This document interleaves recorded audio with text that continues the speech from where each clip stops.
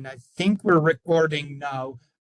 Again, thank you for everyone who's present here today. I apologize that I was running 2 minutes behind, coming from another class where there were many good questions that students had, but unfortunately I had to tell eventually that we're going to address rest of the questions a little later, that I wanted to be here and I needed to be here. So that's what's up. As always, I have prepared a little bit of a kind of a presentation for us, but these sessions can take many shapes. They can take many forms. So if you have anything burning, never hesitate, whether it's now or whether it's later, just jumping in, unmuting, or sharing in a chat. I want these sessions to be useful for you. So that's where my priority is. There was a question up on the chat. I'm just checking it. Is there opportunity for extra credit for the in-person classes? So if I'm reading the question correctly, it's asking how do the online versus face-to-face classes compare in terms of whether there's grading solely based on the homework, solely based on assignments, or are there other elements that factor into it? That's how I'm understanding the question, at least. To answer to that, I'm going to try to be as diplomatic as I can. So if I'm not clear enough, don't hesitate to ask.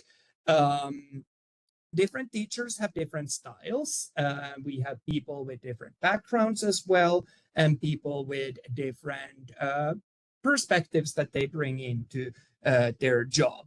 Obviously, my background is quite heavily from the research side of the thing. So I think that if a student is motivated and driven, that matters to me far more than some of the other factors. So I'm very big on that we'll do the grades because we need to do those. But what I care about is that you're learning.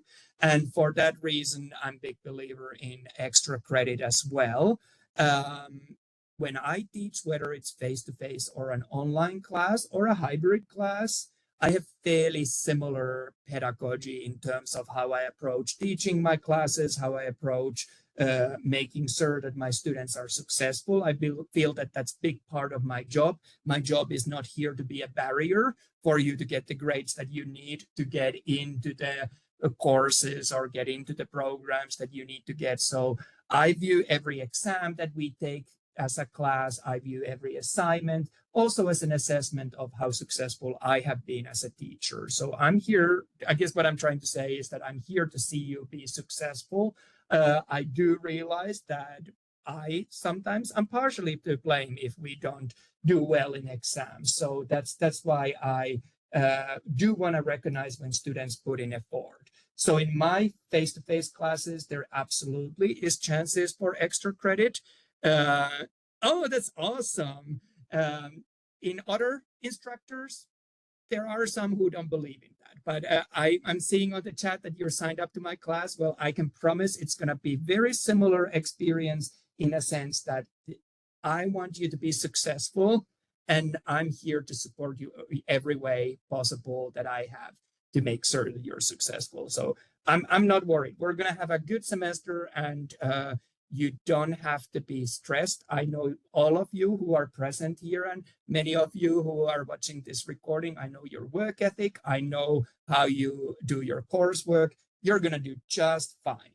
Most of my students end up scoring really well, and they end up scoring so well that they have some room to choose that which assignments they need to do and which they don't.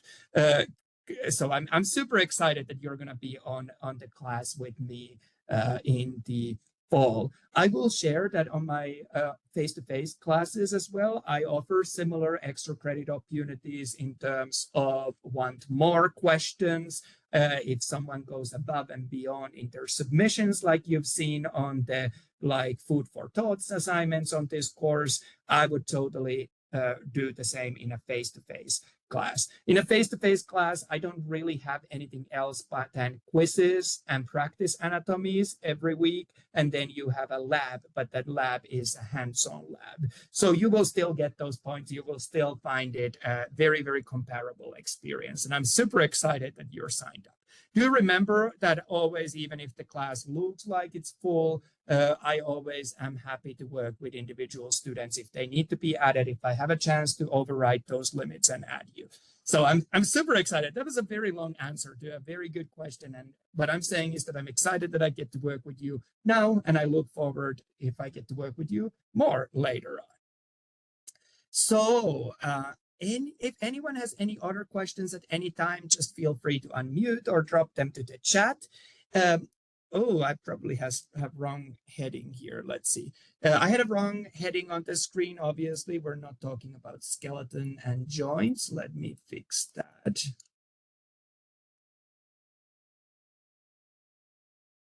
We have a new attendee, so I'm just jotting down the names.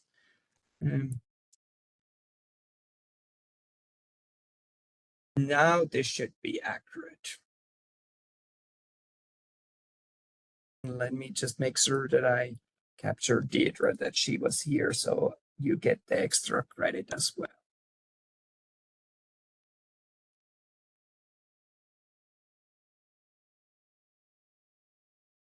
So what we've been looking this week, we've been looking at the muscular system, and we keep looking at muscular system. And that is really a huge system. There's a lot that we can talk about when it comes to that. I'm just making sure that I get my screen tidied up. And what I was going to do, I want to start by acknowledging the hard work that you're putting in this class. And you're now way over the midpoint of the semester. So you're really on the winning streak of this course. So we'll talk about that really quickly. And what I was going to do, I was going to outline what we're doing this week. In addition to covering the chapters 11 and 10, we're also going to be taking our second set of exam or tests. So we're taking exam 2 and practical 2. Remember that in total on this course, you have 3 exams and you have 3 practicals. So in a way, one way to look at it is that by the time you're finished with this course, there's only 1 more of those to go. And really the rest of the semester is dedicated for nervous system. It's a big system and it's going to take a lot of our time, but many students find that it kind of all sticks together nicely, whereas we've been jumping in 2 different systems so far. I was gonna, if there's no questions or other chats, I was gonna also take some time for us to review the highlights from this week's material. But as always, if other things come up, if you have other questions, I am super happy to do whatever serves you during this session and that's useful for you. I also do kind of tend to cover fairly similar material on both sessions. So both today and then on Sunday, if that helps you kind of to plan. You're more than welcome to join both, but you absolutely don't need to. And if you're watching the recording, I would anticipate that both recordings are fairly similar. So, like I said, I am genuinely very, very excited and very impressed by the great work that this class is doing. I know it's a lot of material, especially on these accelerated 8-week summer classes. Basically, you're covering everything at the twice of the speed of a normal semester. And in online classes, one of the big factors how we kind of meet the same amount of coursework that you would have in a full semester long courses is by basically doubling the amount of homework, doubling the amount of all the other assignments that you have to send in. So I know it's a lot, but I have not had a single student in this class that I would be concerned about your performance. I think that everyone's on a path to kind of what they indicated at the beginning to me, where they want to be. And I have many, many, many students in this class, including those who are joining us now on this live online setting, who are totally acing it. And you even have some room to kind of breathe. You don't need to be worried. Your grade is high up there. And that gives you a little bit of freedom, whether you wish to skip something or whether you just want to do the assignments in a way that you don't have to be stressed out. I do also have sometimes some students who finish the semester in a sense that they say that, well, you know what, my score is high enough now, So even if I skip the last exam, I'm going to do well. And that's totally acceptable. But I always encourage that let's focus on the learning. The grades, I know they matter, and I know they're really important when you're doing prerequisite classes, but I'm here to work with you. For example, if your grade wouldn't be where you want it to be, and we approach end of the semester, as long as you communicate with me, and preferably not at the last moment, I can give you extra work to do. So I'm here, I'm committed to see that you're able to succeed and get those grades that you want. And I really do want to acknowledge the great work that you're putting in this class. I said that I was going to send out a survey where you can give feedback about me. I said it last week and I haven't had a chance to do that. We'll see. Hopefully I'll get a chance to create that. Like I said, I have a fairly high teaching load and I do a lot of other service roles for the college as well, but I'll try to make sure that you're able to give feedback to me. But as always, remember, I don't take it personally. You can totally share feedback also at these settings.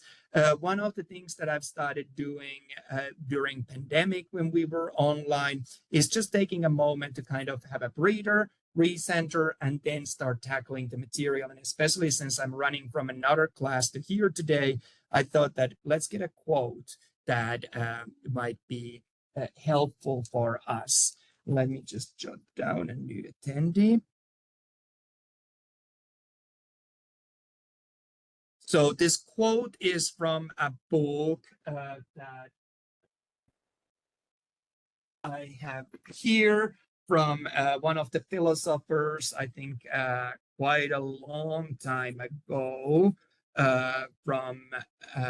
from Asia, called Inward by Pueblo. And I randomly pick up a page, and that's what we start my classes with in sometimes. And the page that I ended up picking up for our course was the thought that I gathered my habits and started releasing the ones that can never lead me to a lasting freedom and joy. And I guess the reason why I wanted to go ahead with that, other than just random luck, was to also recognize and talk about the fact that many of you have shared some amazing tips and tricks on those discussion forums with your peers. I know that learning, the volume of material that you're learning on this course is incredibly high. So finding those methods, finding those tricks, finding those tips that work for you is going to be the best way to approach it. And if you're willing to share those with the peers, that's even better. Remember, on this class, I don't use a curve. So if everyone does well, everyone can get a good final grade. So you're not in a competition, and really helping your peers is probably the strategy that I would encourage you to do. So I guess that's speaking about those habits, finding what works for you. Also remember that you do not have to do everything that I offer to you. You don't have to review every single piece of material that I share with you. You don't need to do every single assignment. I very much appreciate that you do the assignments, but if there's a week, if there's a time when you can't be as engaged, as long as you're able to keep your average or total grade high enough, that's all I need to be able to award you a good grade. Having said that, I am going to acknowledge that a lot of the material on these courses builds up on the previous chapters, so taking a week off might not serve you as well for the future chapters. But again, remember, I'm here to help you. If you miss assignments, if you're running behind, I will talk on individual basis and figure out what I can do to assist you. Again, going back to that, my role and my job, what I view, is to help my students to succeed. I'm not here to catch you out. So that was kind of, I guess, what I was going to share in terms of checking in. If anyone has any thoughts, any questions, or any happy things to share, or even if they're not always happy, that's okay as well. I want to hold a space for that, but we won't be too long on that. But if anyone wants to jump in or drop anything to the chat, whether it is helping me to help you, or whether it is just in general in terms of sharing with the others.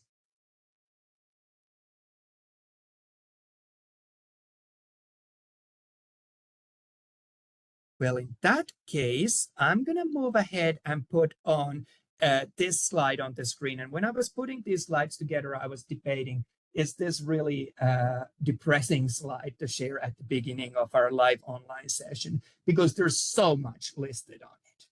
So this slide outlines everything that we're covering this week in terms of the assignments. So we are covering 2 chapters. We're covering chapter 11 and we're covering chapter 10. And you'll notice that I mixed up the order a little bit from your textbook. I think it's helpful to start from the small basics of the muscular system and understanding muscles and how they work on a smaller scale, and then take a step back and look at the bigger picture.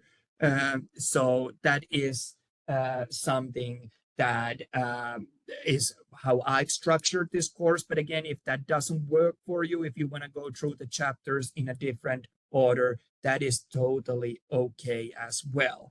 But because we're covering 2 chapters, we're covering 2 chapters homework.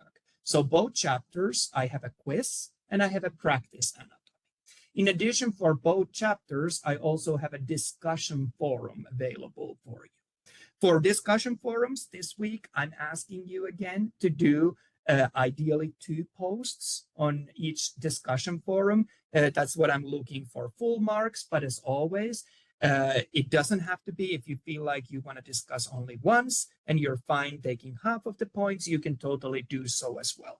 If you're very, very engaged in discussion forums, I also am known to give higher grades than full marks. Or one of the things that my students learn really quick about me is that I'm a sucker for a personal experience. So if you're able to relate the material to your own life and kind of share or build from that, or even to someone else's that you know live, I totally give extra credit for those as well.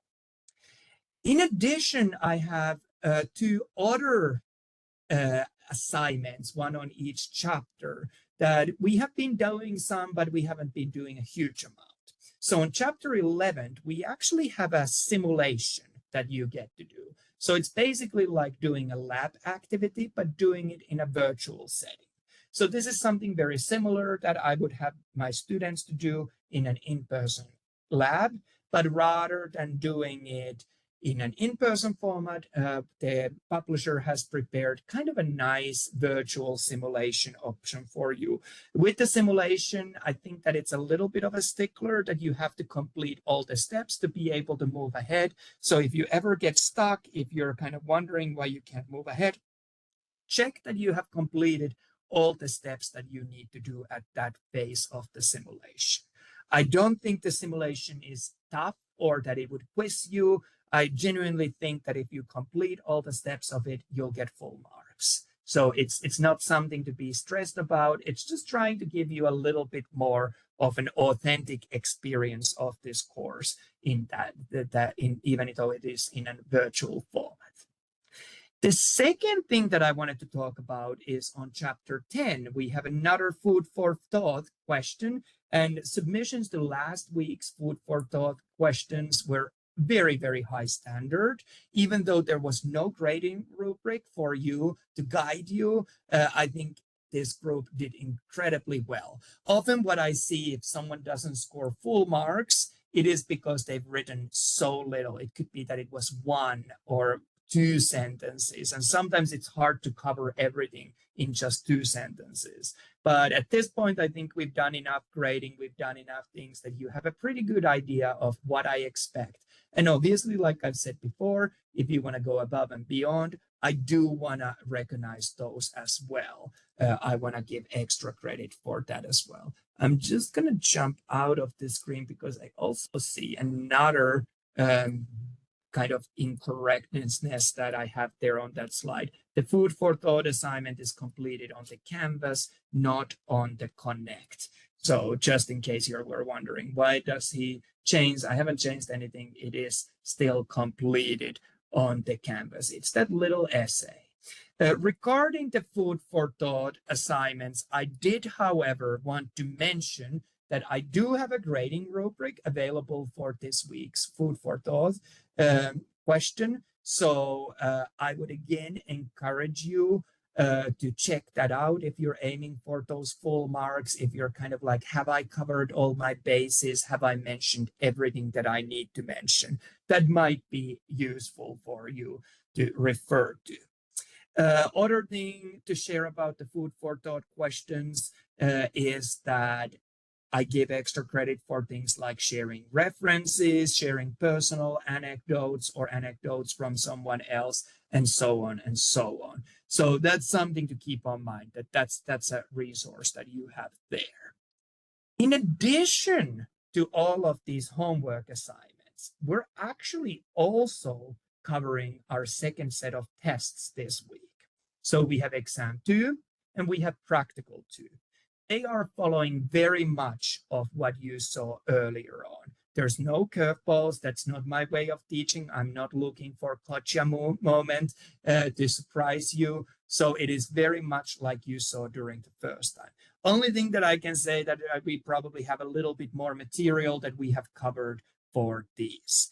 I do also have a discussion for the tests, second set of tests for exam 2 and practical 2. On that discussion, I'm just going to ask you to write one post and you get full marks. So just because I know that it is busy time, just because I know that you have so much to do, don't stress over it. Don't feel that you have to be nervous about it, as long as it's one post, and it can be a very simple post that will get you full marks on that. So, because I know so many students are always curious about the exams, they're curious about practicals, my plan was that we're going to start by talking about those as the very first thing before even looking at the chapter material for this week.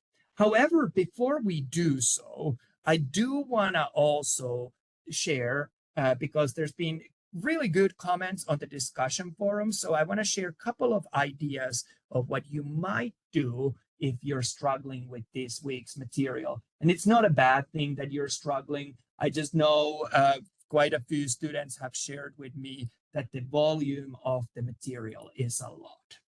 So I would encourage you, when you're covering a content, for example, muscles, look up that muscle, look up a description of that, have an idea where does it start and where does it end, have an idea of the name as well, or if the name doesn't tell it to you, have a look of a description of that muscle, that what shape it is, what size it is, any other unique characteristics, like, for example, how the fibers, muscle fibers, are oriented in that muscle. So those are worthwhile things to check.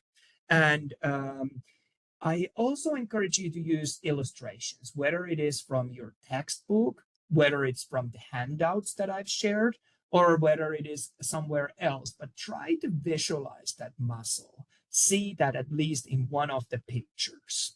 I think I've uploaded onto our Canvas course actually a diagram of an entire muscular system of the body with the labels and without the labels. At least how I learn, I would probably not use the one with the labels, and I would fill it in as I go through a new muscle. I would label that on that diagram. Other thing, because I'm a very visual learner, I would probably color it in on that diagram. And that way I would have a clue that how much have I already covered, how much I have to go, but also I could kind of see what are the other muscles that I've looked at and how does this muscle relate to that.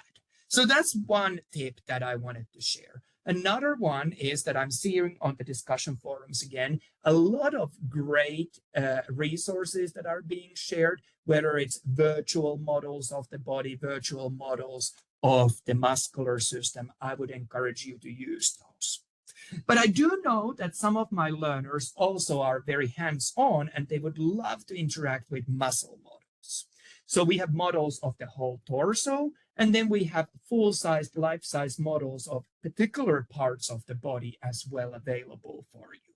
And these would be models that my students would be normally looking at in-person classes. But since this is an online course, I want you to have an equally good experience. So what I have done is that I have arranged that our learning and tutoring center has the exact same models that I would use in an in-person class available for you if you want to go and check them out.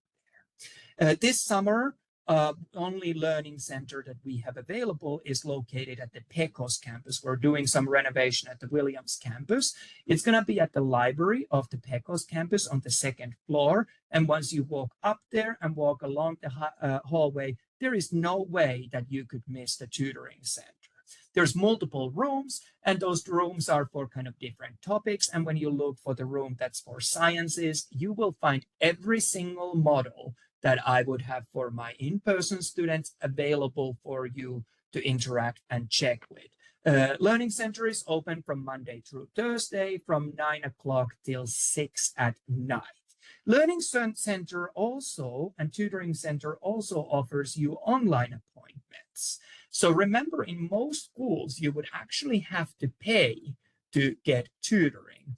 In our college, it's included in your tuition. So if you feel like, hey, I think I need a little help, consider using that. They will make it comfortable for you. So if you don't want to go in person, you can join them also virtually. And there will be a tutor who will take time to work with you, answer your questions, help you to master whether it's an assignment or learning for an exam, or just in general covering materials. So that's something that you already have available for you, and I encourage you to utilize.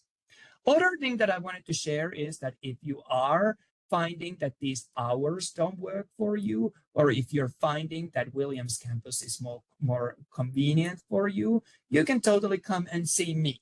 I'm here at Williams campus pretty much every single day that the college is open, pretty much from early in the morning, typically around 7 o'clock, all the way till the late at night, around 8 or 9 p.m. So I will make it happen if you want to come and see these models and interact with them, whether it is that you want to study independently or whether you want me to be there and explain to you what's happening in each of the models. I will make myself available for that, absolutely. I do teach other classes, like I said, so it is possible that we have to kind of find a time when I'm not teaching, but if I'm here and if I'm free, I will make sure that you have access to the models. And even if I'm teaching, I will still make sure that you have access to the models. So I wanted to share that as an additional resource. Not that I think that you need it, but because I do have those students who are sharing on the discussion forums that they're a little bit stressed out about this week's material, and especially the quantity of the material. Because I did hear those concerns of being stressed out, I also wanted to kind of share other tips and tricks that might be helpful. What I do with my face-to-face students, I actually provide my students kind of half a skeleton. It's pretty large, about half size of a human body to each student. And then throughout the course, we build all of the muscles on that skeleton. It is actually purpose-built skeleton, so it's not like I went to a Halloween store and got it from there, even though those skeletons would be totally fine as well. So that's something that many of my students have found useful. Because this is an online class, I can't really start giving college property to students just randomly. So one thing that I would encourage you to consider if you're struggling is going to that Halloween store or going to, if you go online, you will definitely find a lot of cheap, small skeletons, plastic skeletons. It doesn't need to be a big one. And many students find it useful that they take modeling clay, or whether it's Play-Doh or something else, and build the most muscles onto that skeleton as they're going through the muscular system. That is really useful activity because it gets you to appreciate that muscle. It gets you to figure out its start and end position, and it gets you to figure out the shape of the muscle. How does it relate to other muscles that are already on that side? You can totally do so, but that's not required. I just wanted to share an additional resource or an additional idea that might be something that you might want to explore if you're struggling with it. I'm super glad that that's helpful and that's awesome. Honestly, remember, I'm not asking you to be sculptors. I'm really asking you to just find a way that helps you to learn. And it doesn't even have to look accurate. It can just look like, oh, this was me learning, not this was me already knowing. So if you're finding those plastic skeletons and clay as something that would be useful for you, well, I've made available all the same material that I would offer to my face-to-face students with who I would be building these muscles. And I have made short videos, and there's probably closer to 20 or 30 of those added to your Canvas course.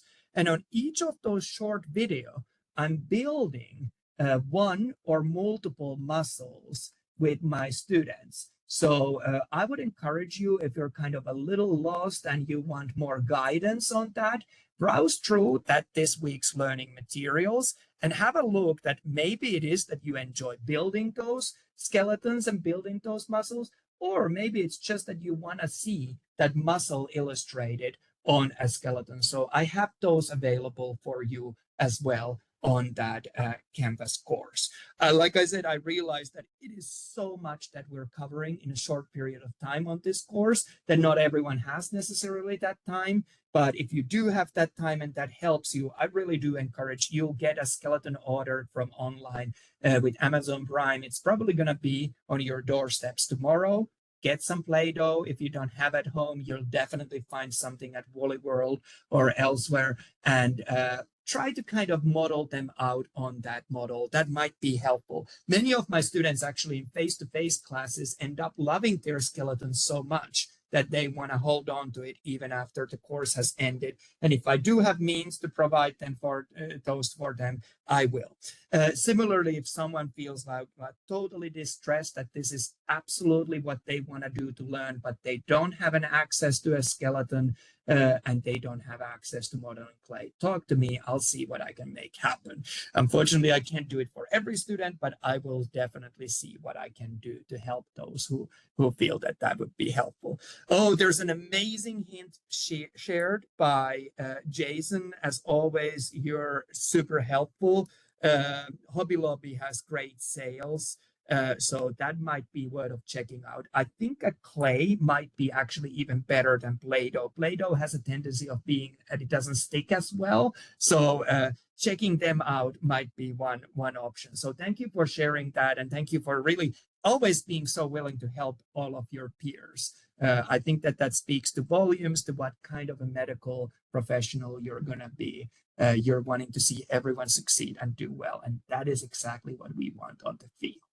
So hopefully that was kind of helpful. I don't want you to feel that I'm blabbering on, but because I do care genuinely, and I was seeing some concerns on the discussion forum. So I wanted to share that is an option with my students in case that's helpful. So that is literally what we're doing this week.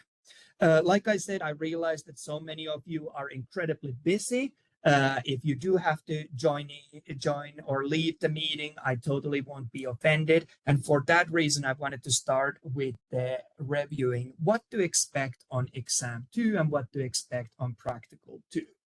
So exam 2 is going to cover basically the chapters since our last exam all the way to the end of this week's material. So we'll be looking at the skeleton, we'll be looking at the joints, we'll be looking at the muscle tissue, and we'll be looking at muscles. So chapters 8, 9, 11, and 10. There's going to be 28 questions, and those questions, again, are going to resemble very, very closely to what you've seen on your chapter homework quizzes. You have 60 minutes once you start the exam to finish it. So it's a little more than 2 minutes per question. And I'm going to be honest, many of those questions are really straightforward. There are multiple choice questions where there's one answer. You choose it out of the ones presented. Or they might be true, false questions. So it's not like it's going to take you 2 minutes per question to answer. There are sometimes some questions where I have more parts to them, such as the one that I presented here, and we'll talk through it in just a second. The exam is worth of 100 points since we have a little bit more material than in the first exam, so we have more points available as well. Like I said, you're taking it on one go, so once you start the test, I'm asking you to finish it then. I do realize that things sometimes happen. Computers act up. Monsoon season is just around the corner. So at least where I live rurally, if there's a monsoon storm, I often lose internet. So if something happens while you're taking it and it impacts your chances of succeeding in that exam, do let me know, and I will work with you on case-by-case cases to figure out how we can get you to succeed on that exam, whether it means that you take it a second time or so on. But in general, I'm asking that we do one time and one go to take the exams. These exams are, as before, open book. There's no proctoring. I don't lock your screens. I don't want to see you on a webcam like some proctoring softwares. I do have some personal beliefs that it's not my place to stare at my students' home and analyze what's going on there. So I do think that we can do non-proctored exams. There's enough for me to know whether you know the material or not. That also facilitates, if you do need to check one or few questions, you totally can do so within that time allocation. So again, I don't think you have enough time to look up every single question from your notes, but you have enough time that if there's few questions that you're uncertain or just want to double check or triple check, you totally will have time to do so. So I hope that that sets you at ease. And again, it's very similar to what you've seen before. So as an example of what kind of questions can you expect? So like I said, there's true, false, there's multiple choice. There could potentially even be matching questions as you see on this screen, or there could be fill in a little blank. So there's an empty box where I'm asking you to write the right term, things like that. So on this question that I'm showing as an example, we're really matching bones with the region of the body where they can be found. So that allows you to show your expertise of the skeletal system, but also connects to our chapter 1, where we looked at the different body regions. So we're seeing that the frontal bone would be found within the skull. We're seeing that the sternum, so your chest bone, would be found within the thoracic gauge. We're seeing that the scapula would be found within your pectoral girdle. We're seeing that the hip bones pelvis would be an example of those. We're seeing that ribs would be, again, part of the thoracic gauge. We're seeing that your clavicle would contribute to your pectoral girdle. Maxilla would be part of the skull. Sacrum would be part of the pelvis, and costal cartilage, again, would be part of the thoracic gauge. So that gives you an idea. This is probably one of the tougher questions of what to expect. So sometimes I do have, so here I would have a drop-down menu. You click on that and you choose the right body region where you would see these structures. So that's what I'm kind of anticipating for exam to include. I have had few students who have already taken their exam, and they have shared some really good tips and tricks on the discussion forum. So checking that might be helpful. I guess the biggest message that I'm hearing from those tips and tricks is not to stress. And it is to know that you will have plenty of opportunities to succeed, and I'm all about setting you up for success. And I guess that one of the big messages that I'm hearing is that revise your chapter quizzes. That is the best way of preparing for the exam. So I hope that that makes sense. If anyone has any questions about the exam, feel free to drop it into the chat or unmute and share with me. But like I said, very much of the same as it was earlier on in the first set of exams.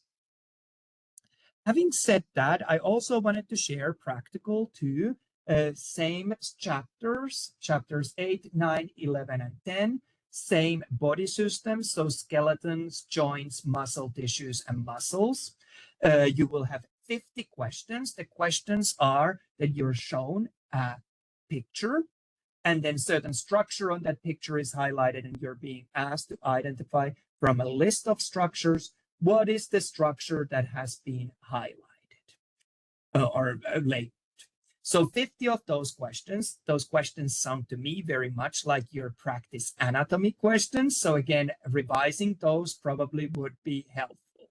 You will complete this quiz on or practical on one go. So once you start it, you have 60 minutes to go through it. It's more than 1 minute per question. And like you saw, the questions are fairly straightforward. Either you're going to know what that bone is in this example, or you're not going to know. If you know what that bone is, it's probably going to take you 5 to 10 seconds and you're ready to move on to the next one. If you do not know what that bone is in this example, I would hope that you would have made notes and you would be able to refer back to those notes and double check that. So again, I don't think there's enough time to revise every single question in terms of checking it from your notes, but there's more than enough time if you need to double check some to make sure that you've got it. Again, it is a non-proctored test, so I'm looking for you to use your resources if you feel that that calms you down. I'm looking for you to have those available if you need to double check anything. The example question that I've shared here is pointing to the frontal bone. So we know that the bone that's being indicated by arrow is frontal bone, and you would just choose that from that list. On practicals, I don't think I have two creative question types. They're pretty straightforward always. So there's less of that typing, less of that being creative. It is pretty much you get what it says in the tin, and that's what you can expect. So I hope that that helped with kind of having a clear idea what to expect of the second set of tests. Does anyone have any questions, anything I can do to help? I'll just hold space for a little moment in case anyone wants to drop anything to the chat or unmute and ask. But like I said, very, very much the same as you have had in the first exam, very much the same as you would have seen in your quizzes and in your practice anatomies.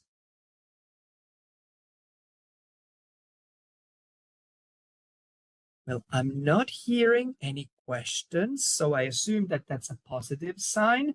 So in that case, what I was going to do, I was going to go through kind of a nutshell review of the chapter content for chapter 11 and chapter 10. And because chapter 10 contains so many individual muscles that we could go through, I think what's going to be useful is that we're going to actually focus on the big picture idea and kind of how I would approach, and I've already shared a little bit how I would approach learning those, but I am going to be honest, a lot of that is just doing the work, reviewing those, taking the time to go through those. So I won't go into as much detail on that. So let's start by talking about muscle tissue in general. There are over 600 muscles that we will be or that we would see in the human body. We won't be on this course covering all of those. We will be covering only the most important ones. But before we start the memorization process, I think it's useful to kind of have an idea of general concepts that what muscle tissue is and what's important, why do we need to know about the muscle tissue, and so on. So we'll start with some of that kind of basic review and having a basic appreciation before we start diving more into the material. So what I'm showing on this slide, I guess, is highlighting that muscles have many functions. Muscles do many different things. And one of the functions that we typically end up thinking when we talk about muscles is their important role in producing movement. And in order to produce movement, we need to convert chemical energy. So that would be the ATP that we learned during the very beginning of the course when we revised the kind of chemical basis of life and converting it into mechanical movement. So that process is what muscles do. And as we're doing that process, remember every time we converted energy from one form to another, we also lost some energy. So we will be losing some of the energy as a heat as well. So that's why when you go to the gym and you're running on that treadmill, for example, your body temperature will come higher. And that's why you start to sweat. You try to get rid of some of that excess heat, for example, through sweating, bringing it to the body surfaces. What muscles do, they exert forces. Sometimes that force, like I said, can manifest in physical movement. Sometimes that force and muscle activity can be actually you just holding your body position. And one of the examples of that I kind of alluded to in a discussion was in reference to Pilates as a form of exercising and working out. In Pilates, you're not really running or doing a huge amount of large movements in covering large distances. You're doing very controlled muscle movements. But just to execute those perfectly, that's going to require muscle activity, and that burns a bunch of calories. So that's something to keep on mind as well. So let's have a look here. I have kind of an outline of what I wanted to talk about. I wanted to talk first in general about the muscle tissue. I wanted to also mention a few characteristics of the muscles and talk about the muscle functions as well. As we embark on that journey, let's look a little bit backwards. Let's look at the history and let's look at the terminology that we're working. So you'll notice when we're talking about the muscular system, many of those terms that we'll be talking include terms mus or myo.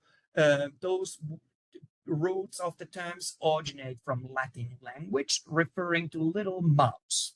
What that tells us that before we had all the scientific advances and techniques that we have available, when we were trying to figure out what muscles do, there was a misconception that there would actually be little mices living inside the muscles, creating these movements as they move back and forth. Obviously, we know that not to be the case. It's not mouses, but there is a similar structure that contributes to these movements. So even though sometimes understanding misconceptions is fun and useful, sometimes it can actually provide a starting point for us then to start building more accurate scientific knowledge.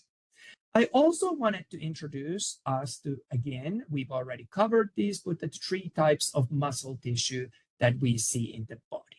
So skeletal muscles are what we're going to be focusing on this and the subsequent chapter. Remember, skeletal muscles on a cellular level were cylindrical in shape. They had striations and they had multiple nuclei.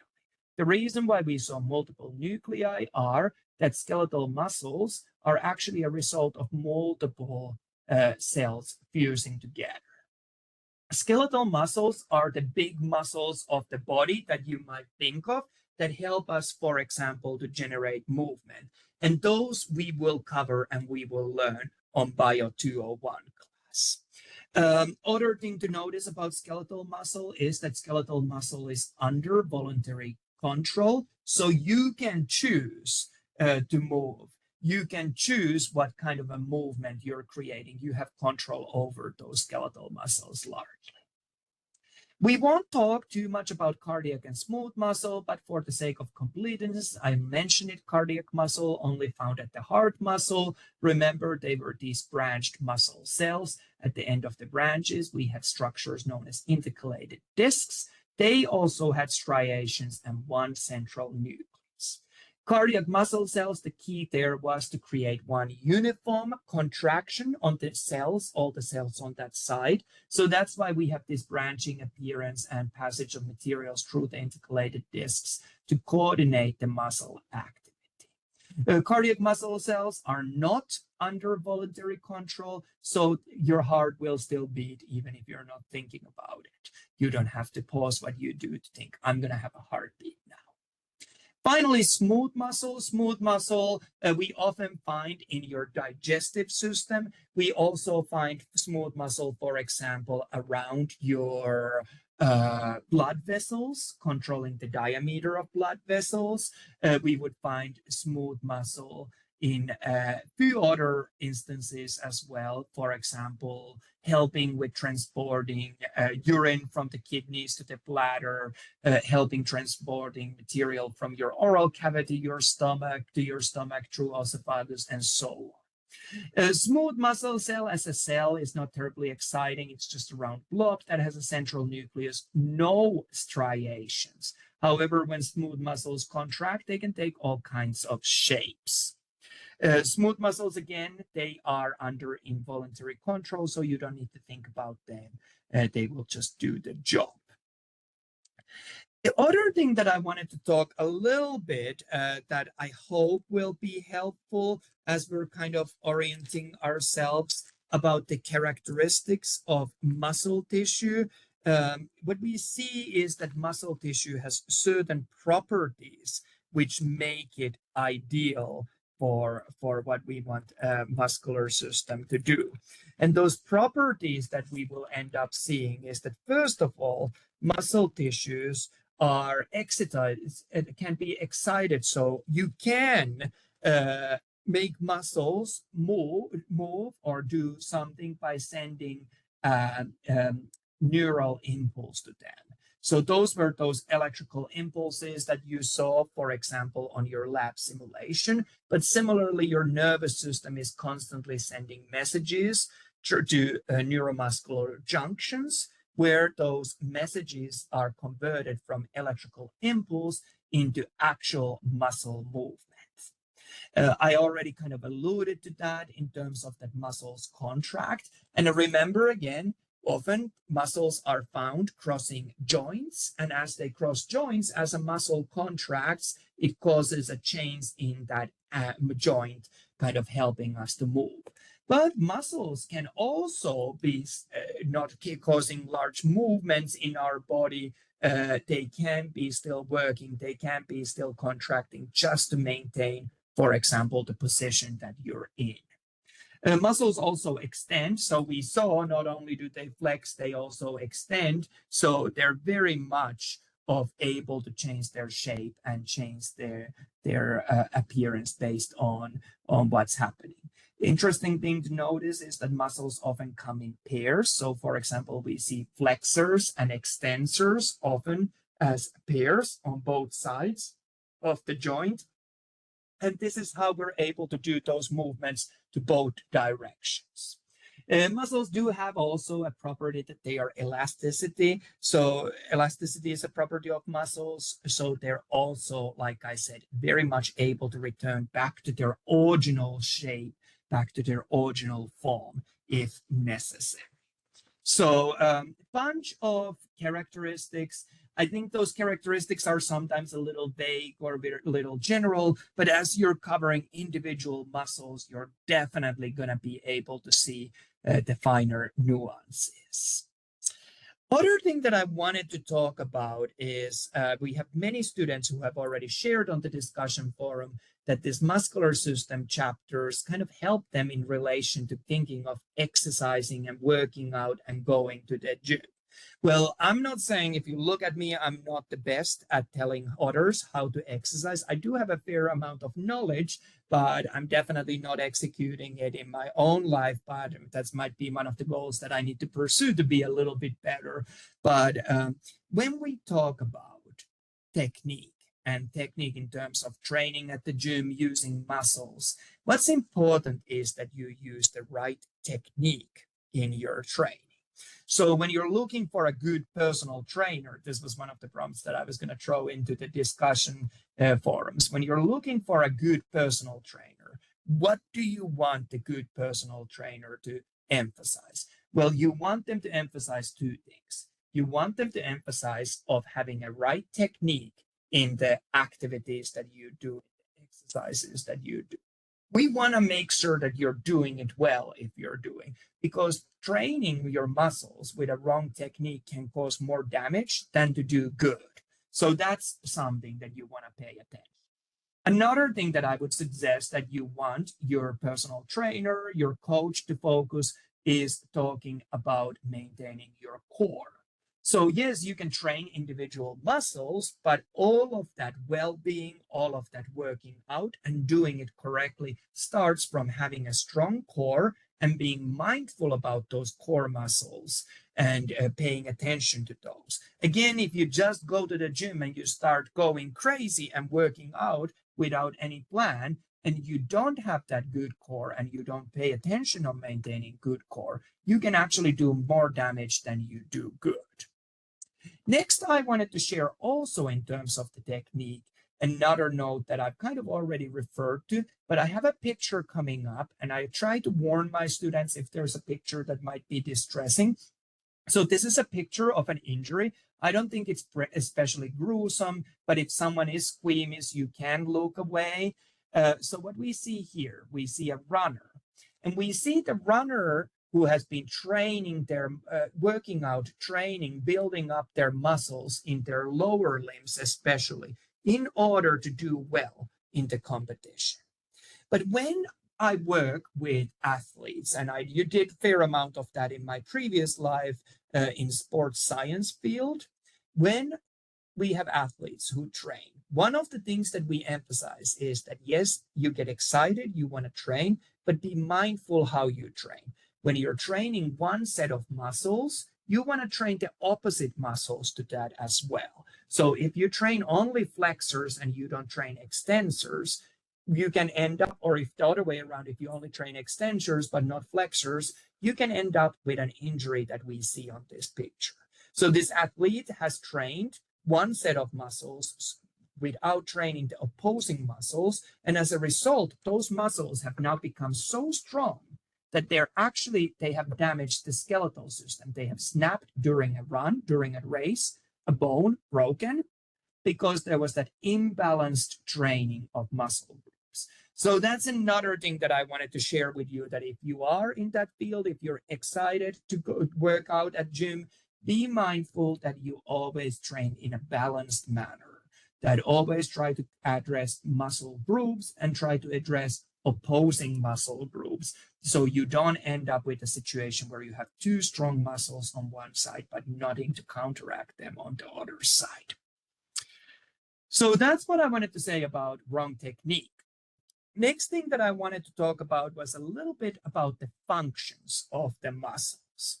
So we've been talking a fair amount of movement as a function of the muscles. So what we see is that, for example, running around, lifting weights, living in a day-to-day life, we use muscles that they shorten and they extend, and that generates movements that allows us to do all the things that we want to do around the world around us. Other thing that muscles do, muscles play an important role in you maintaining your posture and your body position. So simply standing up requires you a lot of muscle activity. You're constantly doing fine movements, fixing, addressing slight changes to maintain your posture, maintain your balance. Having a good posture is a foundational for then feeling well and lasting for longer to the old age in terms of healthy and being able to live an active lifestyle. Like I said, maintaining just your body position requires a lot of muscle movement, a lot of muscle work all the time. Example that I give to my students, I'm not going to make you do it in an online setting, but I tell my students to stand up on one leg, and then we stand for a while, and we'll notice that that's actually hard work. Just even though you're not really moving, your muscles are working a lot, in collaboration, obviously, with your nervous system in the sense of maintaining the balance. But muscles are the driving force there. Other thing that muscles do, muscles help us to stabilize our joints. A good example would be what we discussed last week when we discussed, for example, about shoulder joint, how there was a really poor bony fit. It is largely muscles and other soft tissues that help us to keep this joint together. Without muscles, we would see that all of our joints would be just kind of hanging. We wouldn't be able to hold the positions that we want. So muscles playing an important role in stabilizing our joints as well. The final one, sometimes it can be a byproduct and not always even a desired byproduct, but sometimes it's very intentional that muscles produce heat. So the example that we mentioned earlier on was when you go to the gym and you're exercising, when we're converting that chemical energy, ATP, into movement, you also lose some of the energy as a heat. And that's why our body temperature rises when we're working out, when we're doing muscle activity. But we can use this also as a benefit. I don't know if anyone in this class, but I for sure am from very northern parts of the world where we have cold winters and winters that last for a long time. And one of the things that we see is that if it's cold, we start to shiver. Shiver is muscle movement. We're doing the muscle movement, we're doing the muscle activity, but we're not really using it productively of going somewhere. We're staying at the same place, but we're releasing heat as a result of shivering. So that can be intentional activity of a muscle, intentional function as well. So those were the 4 that I wanted to mention there, but there's a bunch of other functions that I can also associate with the muscular system and muscles. We see we didn't have too much of a skeletal structures to protect, especially our abdominal area. But our abdominal area is greatly protected by your skeletal muscles on that area. So muscles often protect organs. Muscles also form valves, as we will see, and sphincters, making sure that we're moving materials and controlling what can move and what can't. Even to the small scale of muscles controlling the pupil size. So those would be some very, very small muscles. I think another example of a small muscle would be the erector pili muscle that we discussed earlier on in terms of raising the hair on the as part of the skin, causing the goosebumps. So bunch of functions for muscles, bunch of functions on various different scales as well, whether it's microscopic or whether it's something very large. So muscular system really is much more than we typically give it credit for. But I wanted to return back to talk about the skeletal muscles, because that is really where we're focusing on BIO201. So skeletal muscles are made of multiple different structures. And what we see is that we have an interplay of many different body systems coming together. So we need to have cardiovascular systems supplying a lot of blood to the muscles that are working actively. So we need to make sure that we're providing that oxygen, nutrients, removing waste products. Your nervous system plays an important role, also controlling the actions of those skeletal muscles, sending those commands, some of them intentional, some of them sometimes unintentional.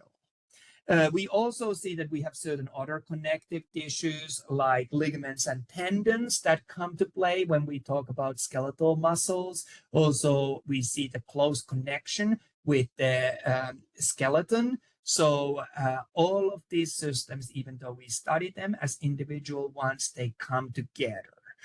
So I guess that's what I wanted to highlight. From last week, just kind of looking to the skeletal system, you remember all those bumps on the bones that we talked about? Well, those were attachment points often for the muscles as well. So worthwhile, you did a lot of work there, and it's going to hopefully start paying off now on this chapter.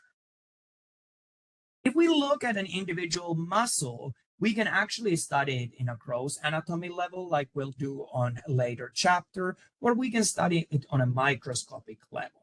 And you'll notice that there's a kind of a reoccurring theme in a muscle structure, that we have these connective tissues, sheets that wrap up individual structures together. So around a single muscle, we see epiphysium, but epiphysium is made of bundles of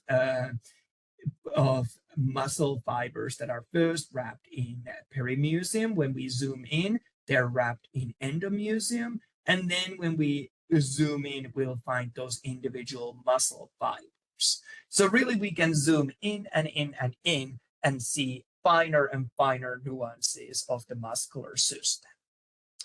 In terms of the attachments of the, and we'll come back to, I think that to this, what happens on a muscle fiber level when we look at the physiology and movement. But what I also wanted to mention about skeletal muscles is that we have to pay attention to two things, where they start and where they end. So remember, most muscles cross a joint. I would struggle to think of too many of muscles that start at the same bone that they end at. That muscle wouldn't be really creating anything in terms of the movement because it wouldn't be able to change the angle of a joint. Like I said, all muscles have at least an insertion and origin. Insertion and origin are terms that some teachers really emphasize for you to know. Quite honestly, I think what's more important for you is just to be able to name the two parts where the muscle connects to. Remember, there can be more than two. In many muscles, we see that there's multiple sites where the muscles connect to the skeletal system. Other thing that some of the discussions pointed out, and I'm very, very pleased about that, is considering the leveler concept when we talk about. So if anyone's into engineering or fields like that, this would be a familiar concept to you. But remember that not only do we use the muscles to create this movement, we're also very strategic where the muscles are located and whether there is connective tissue that kind of continues as an extension of that muscle and joining somewhere else. I think a particularly good example of the leveler concept is that we can amplify the forces that we have. So by having this stick and having the pivot point close to the rock that the laborer here is lifting, they can actually multiply the effect of that effort in relation to the load that it's dealing with. So that's useful for us, and we see this in the anatomy and physiology of the body.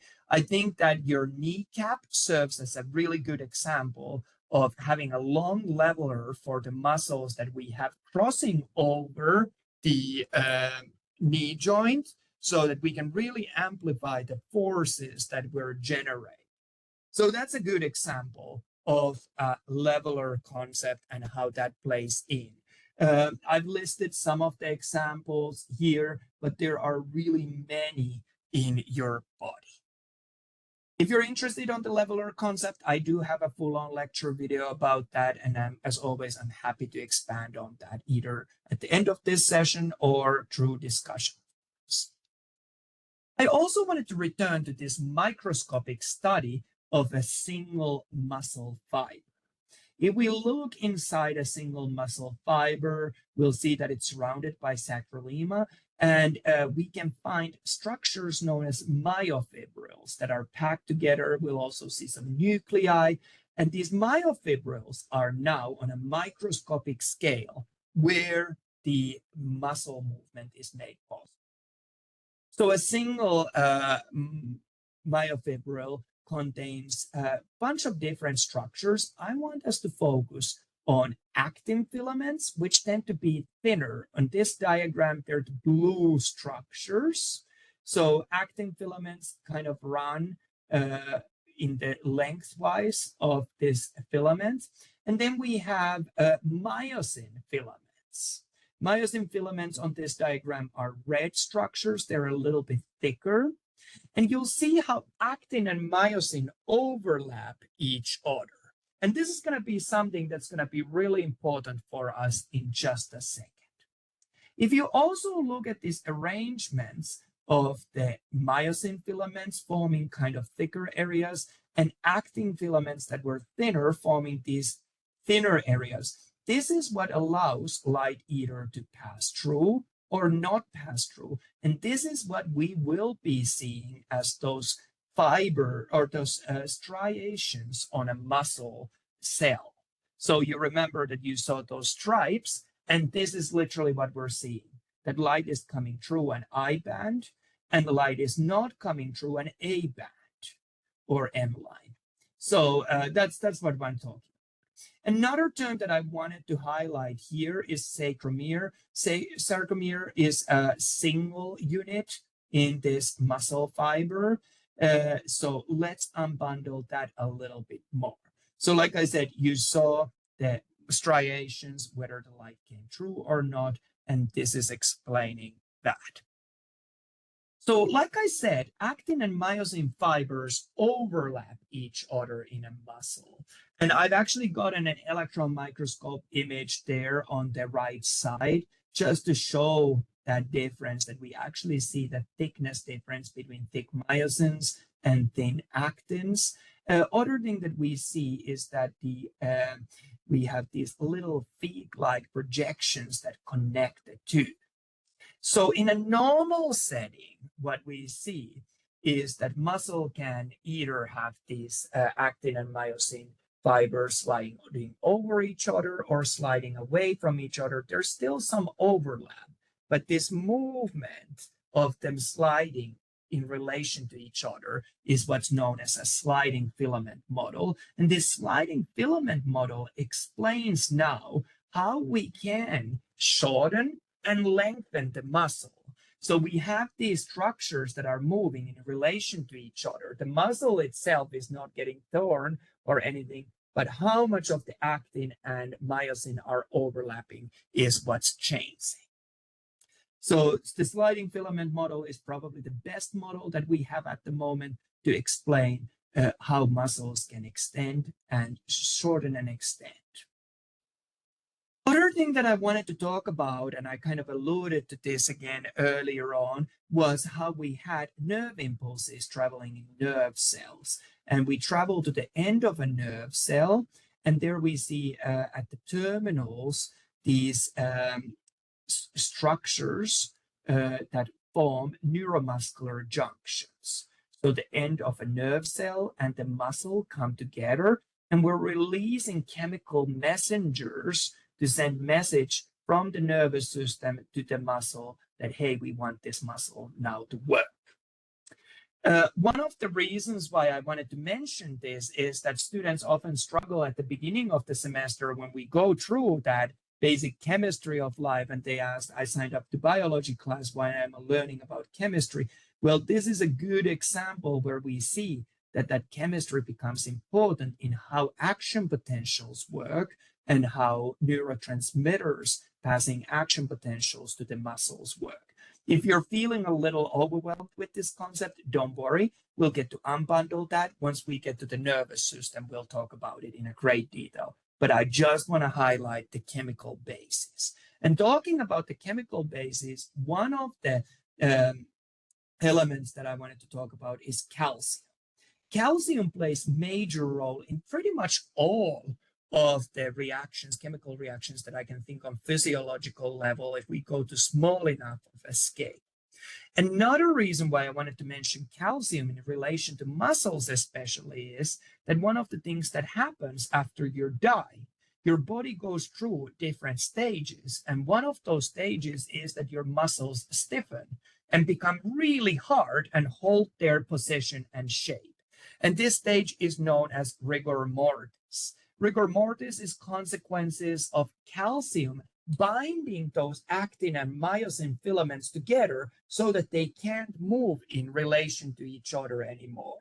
So in these settings, and I didn't put a picture on the screen because I don't want to get into trouble, but I think I have some pictures on your lecture models or lecture videos, is that when a person goes through rigor mortis after death, these muscles become so hard that they're harder than sometimes than bones. You can carry a person's weight on these hard muscles that are sticking together. Obviously, this is not the case in the living, but this is one of the factors that we look when a person has died. We have certain timelines that we can establish how soon after death rigor mortis starts to set in, and rigor mortis will actually also wear off. So we can tell based on the stages such as that how long time ago the person died. So I just wanted to mention that to highlight the importance of talking about calcium. Oh, that's fantastic. Jason shared in the chat that he has shared about this in the discussion forum. I'm sorry I haven't had a chance. I've been all day in a classroom, but I look forward to reading about that, and I look forward to engaging into that discussion As always, remember that those discussions you can make them whatever you want. If you want to be more active, you totally can. And I will definitely recognize that through extra credit. So fantastic. I'm very much looking to read about that. Like I said, I have a lot of background in forensic field. So I do like to share about that with my students. Sometimes I have to be a little bit careful what I'm allowed to share and what I'm not. But I think that this is going to be a fantastic conversation, and I look forward to engaging into it. So that brings us to the end of chapter 11, and we're now on chapter 10. And like I said, we have a bunch of muscles to learn on this chapter.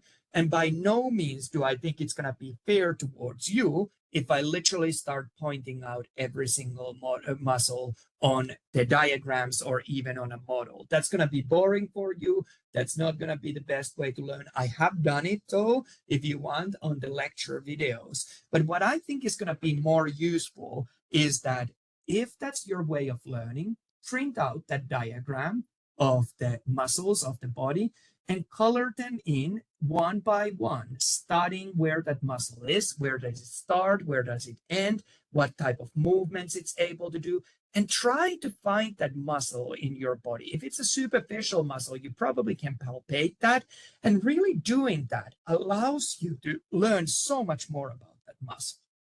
Also, if you're into that clay and skeleton, plastic skeleton and building it, while you're doing that, that really allows you to appreciate each of these individual muscles.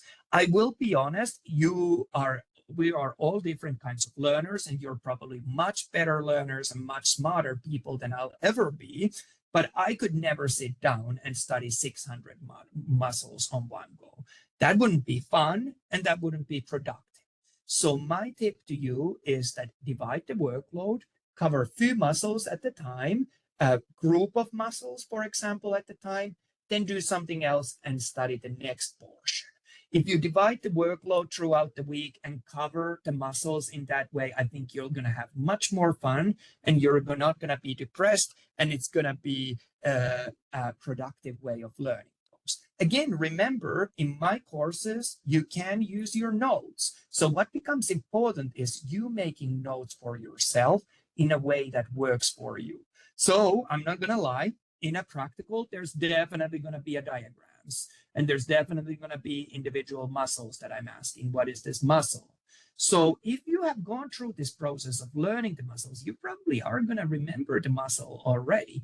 But if you have done nice notes, you know where in your notes you can find the name of that muscle. So you're not going to find yourself in an exam situation just manically scramming through internet, trying to Google or find pictures. You're actually going to be able to focus on celebrating the work that you put in and benefiting from that. So that's what I recommend. So instead of going through these individual muscles, what I was going to do with you was to highlight some of the kind of tips and strategies how to cover them. First thing that I think has already come up in discussion forum is that always pay attention to the muscle's name. That name of the muscle is going to be so helpful for you in many of the cases. We'll talk more about that name of the muscle in the next slide, I believe, but often the name of the muscle tells you where it's located, what size the muscle is, what shape it might be, what direction the fibers might be running, whether there's other similar muscles, and even what the function of the muscle is, what kind of movement it might be creating. I also do encourage you that as you're reading those descriptions, as you're identifying those muscles, find them in your own body, relate them to what other muscles are on that side, or what could be the function of that muscle. Why do we have that muscle? We don't really have a lot of things in our body that serve no purpose. So really figuring out why do we have it is useful. And when you're figuring out the function of the muscle, it might be also useful for you to figure out its attachment sites. Remember, again, most skeletal muscles cross at least one of the joints. And once you know those attachment sites, you know what joint is going to be in between, and that helps you to kind of figure out what does it do. finally, I think I mentioned this already, try to act out the movements where those muscles would be involved if possible, and feel the movement happening. You might feel the muscle changing shape and tension as you're doing so.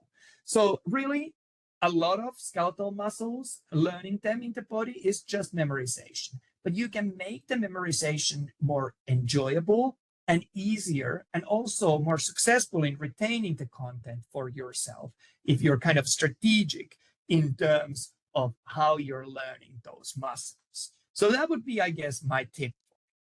And I promised that we would talk a little bit more about the concept of these muscle names and how muscle names are useful for us when we're wanting to figure out more information about that particular muscle. So let's have a look of that. So skeletal muscles, a lot of the time, the name might tell you where it's located. So a good example would be, for example, our temporalis muscle, which rests on top of the temporal bone. So again, pay attention to the name. Don't just try to remember it, but try to understand it. Similarly, we can tell from the name of the muscle sometimes about the shape of the muscle. A good example that I've highlighted here is your deltoid muscle. Your deltoid muscle refers to the shape delta, which is a triangular shape. So you can kind of figure out already, simply based on the name, what that muscle is going to look. Similarly, often we have multiple muscles that come together or are found on the same area. And if they're similar, we might tell apart the muscles based on describing their size. So gluteus, we have gluteus maximus, but we also have gluteus minimus and gluteus medius. So again, that might be helpful there. I'm not going to make any jokes. I used to make, and that wasn't successful, about celebrities and people who have made a career about having big gluteus maximus. Next thing that I wanted to talk about is that sometimes the name of the muscle can tell about the direction of muscle fibers. So if you look, most muscles have these little lines that you'll see, and these lines don't always follow exactly where you would expect them to go. These muscle fibers help us to kind of anticipate to what direction the muscle is going to contract and then relax from. So for example, your rectus abdominis tells, the term rectus means that they're running straight. So you can figure out what direction these fibers are running. Similarly, oftentimes what we see with the muscles and names of the muscles, then we might have an indication how many organs we have for that muscle. So we have our biceps and we have our triceps. So that really tells us bicep 2 ends, tricep 3 ends at one side. So we can figure out a lot of the anatomy simply based on the name of the muscle. Similarly, sometimes muscle names tell us the attachment points of that muscle. One of my favorite muscles, and I'm trying to see if it shows up nicely here. I'm just going to use my own neck as an example. One of my favorite muscle example of that is a muscle known as sternocleidomastoid, which is this triangular muscle that has kind of two parts running from your neck to your head and then to your chest. The parts tell the attachment points. So we're seeing that it's attaching to the mastoid process of the skull. It's attaching to the sternum, manubrium of the sternum, and it's also attaching to the clavicle. So literally from the name, we already have an idea of where that muscle is going to be, where does it attach, and from that we can start to work out the shape. Another thing that we sometimes see is that the name of the muscle can tell you what it's going to do. So we have a lot of flexors and we have a lot of extensors. And again, this is where revising those muscles as groups might be helpful in managing the workload. So I'll just put that out there. Well, what I find fun is that sometimes we can see multiple or even almost all of these factors coming together when we look at the muscle's name. So we're seeing a muscle known as extensor carpi radialis longus. So where we can talk about that muscle, how it tells that it's responsible for extension. It crosses the your carpal bone, so your wrist. It runs along the radius, and it is a long muscle. So from all of that information that we get from the name of that muscle simply. Also another kind of I'll throw it at here, a hint, is that not always are all muscles located where they create movements. So you'll notice that a lot of movements of the hand are actually produced by the muscles that aren't located at the hand region. Otherwise, our hand would become so chunky and big with the muscles that rather we use connective tissues to pass those movements from the other parts.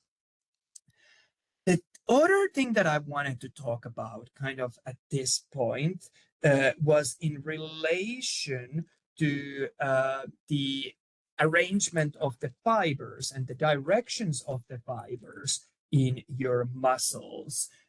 Sometimes that can be helpful. So we'll see that some of the muscle fibers are circular, and I think a good example would be the muscle fibers of the muscle around your mouth and lips and around your eye. So orbicularis oris and orbicularis oculi have circular muscle fibers. They're able to create kind of more like sphincter kind of structure. Some muscles, ring-like structure, some muscles instead have an appearance where they're convergent. So they have one point where they start as a broader area, and all of those muscle fibers come together to another area. A good example converge into one area. A good example of that, I guess, would be our pectoralis major. You'll see how pectoralis major starts from a relatively large area and converges into one spot at your shoulder region. So that might be a good example of that. We also have muscles that we call as having fusiform appearance. So these are kind of a spindle-shaped muscles where we have parallel muscle fibers that then fuse into one. And I think a particularly good example would be our biceps brachimus muscle. That might be a particularly good example of this type of a muscle fiber arrangement. We also have muscles where we have muscle fibers running in a parallel arrangement. So they're running into the same direction pretty much for the entire length of a muscle. And one of the examples of those that I can provide here, if I find it, is our sartorius muscle, this thin, long muscle, in fact, longest muscle in your body that runs over the hip joint and to the lower limb. We can also describe muscles in relation to their pennate appearance. So we have here fibers that attach to a central tendon. And these can be unipennate muscles, where we see, for example, just one central tendon where things attach, or they can be bipennate, where we have one central tendon where two fiber bundles attach. I think or we can have multipennate muscles where we have multiple muscle fibers attaching to multiple groups of central tendons. So those are some of the ones to consider, I think, that are going to help you with your learning of the different muscles in the body. And on that note, I think we're approaching to the end of everything that I had outlined for this session in terms of reviewing the chapters 11 and 10. I'm going to be totally transparent. Obviously, we did not cover all of the muscles in the body. I just don't think it's feasible, and I don't think it's enjoyable for any of us here. So a lot of that, unfortunately, is independent study. Consider using all of those resources that I've provided for you. Consider finding the ones that work for you the best and capitalizing on those. So I guess that really brings me to the end of everything that I had on mind. But if anyone has any questions or any comments, I'm very, very happy to stick around and answer those, whether they are about the tests, whether they're about the homework, or about anything else. If you don't have anything else, again, I appreciate you for joining me today. I have gotten everyone's names jotted down. I will be sure to give you extra credit. Remember those big things on food for thought. Utilize the grading matrix to make sure that you're covering everything you need to. Remember, on discussions for chapter 11 and 10, I'm looking for 2 posts.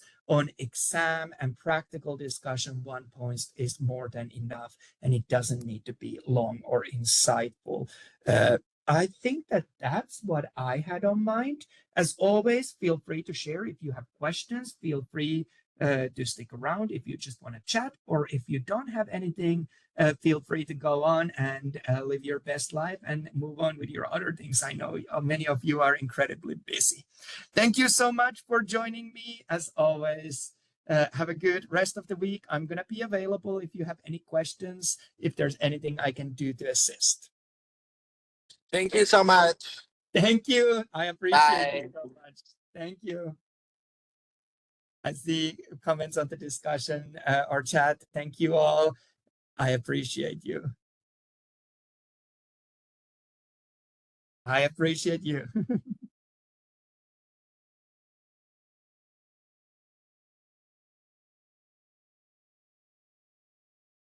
So I think that brings us to the end. So what I'm going to do at this point, I'm going to stop the recording. But as always, do remember that even though this is an asynchronous course, it doesn't mean that you're on your own.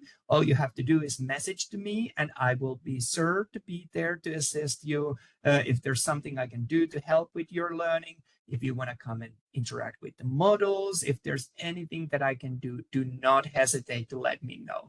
I want to see you succeed, and I'm here for that. That's one of my favorite parts of my job. Thank you again. Bye.